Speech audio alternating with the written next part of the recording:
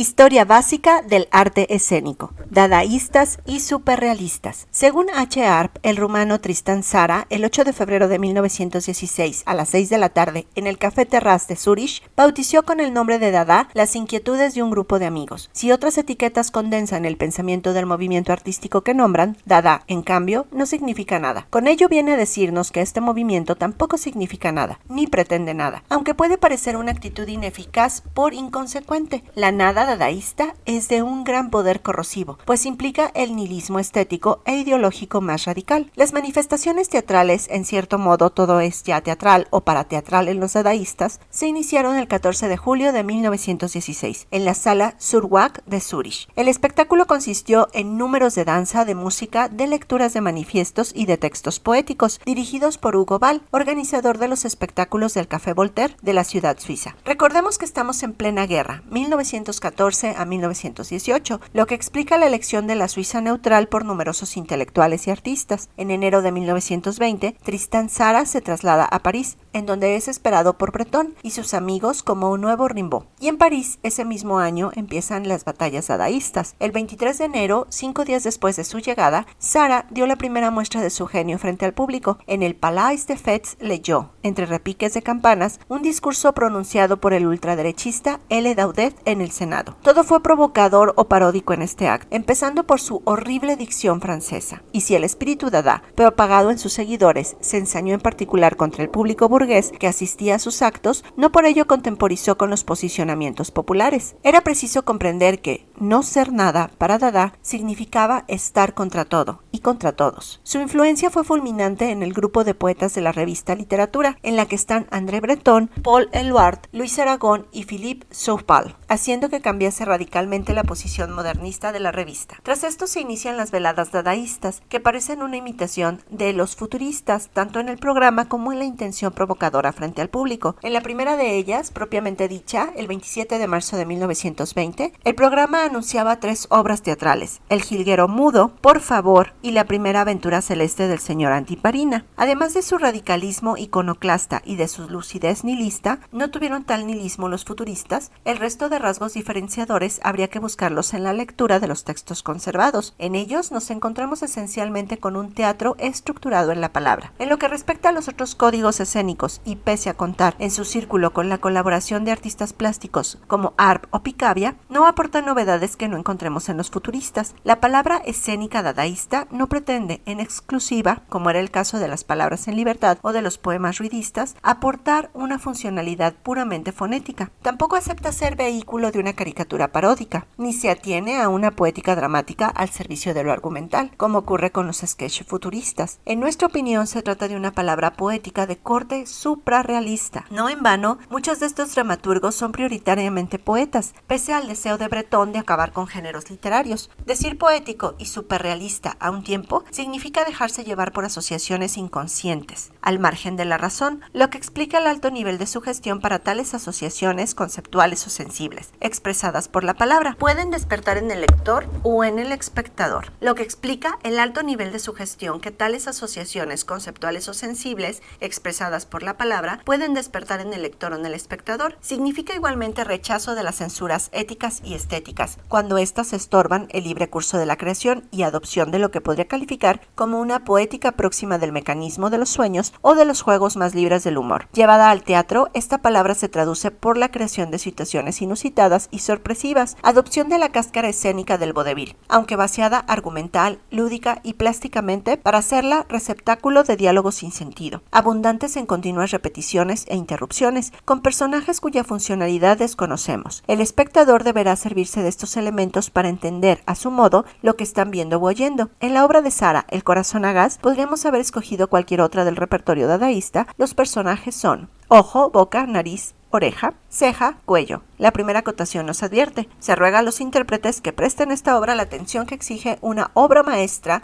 del Vigor, de Macbeth y de Chantecler, que traten al autor, que no es un genio, con poco respeto, y adviertan la falta de seriedad del texto, que no aporta ninguna novedad a la técnica teatral. La primera intervención de ojo es como sigue: estatuas, joyas parrilladas, estatuas, joyas parrilladas, estatuas, joyas parrilladas, estatuas, joyas parrilladas, estatuas, joyas parrilladas, y el viento abierto a las ilusiones matemáticas. Puro botón nariz, puro botón nariz, puro botón nariz, puro botón nariz, puro botón nariz, puro botón nariz. Estaba enamorado de una taquígrafa. En vez de ojos, inmóviles ombligos. El señor buen Dios es un gran periodista. Rígido y acuático flotaba en el aire un buen día muerto. Qué triste temporada. ¿Se podían ofrecer estas obras en los recintos consagrados como teatrales? Más radical sería esta otra pregunta. ¿Son realmente obras de teatro las que nos muestran los dadas superrealistas? Duchamp, en el ámbito de la plástica, ya había desafiado la recepción de críticos y públicos al presentar sus primeras esculturas objetuales. Su fuente, un auténtico baño, su botelero o su taburete de cocina con rueda de bicicleta. Esta última compuesta efectivamente por un taburete coronado con una rueda de bicicleta. Si Duchamp con estas boutades estaba inventando las ready-made, los móviles, el pop art y la plástica objetual más variada, que veremos aparecer en distintos momentos del siglo XX, los futuristas y los dadas superrealistas inventaron muchas de las formas de la palabra y de otros lenguajes escénicos que encontramos en las vanguardias que le siguieron. No se equivocaba Breton,